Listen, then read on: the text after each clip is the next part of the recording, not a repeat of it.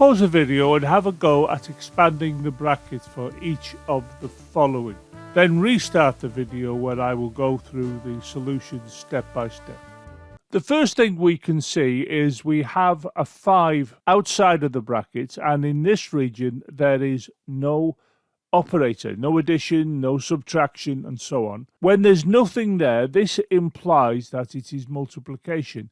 And in fact, we can say that the 5 is multiplying the content of the bracket. The 5 will multiply the x, and this will give us 5x. The next thing is the 5 will multiply the 2, and this will give us 10. If you look here, you can see there is no sign in front of the 5. Now this implies that it's positive. So we have this positive multiplying this positive, and a positive times a positive gives us a positive. So we can see that this expands to this here. We can see here we have a 6, and in this region there is no operator such as division, addition, and so on. If there's nothing there, this implies it is multiplication. So this 6 will multiply the contents of the brackets, and if we go through step by step, we can see that this 6 multiplies the y, and this will give us 6y.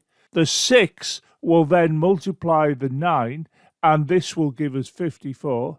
We can see in front of the 6 there is no sign. This implies that it's positive, and this positive multiplying a positive will give us a positive. So we can see that this will expand to this.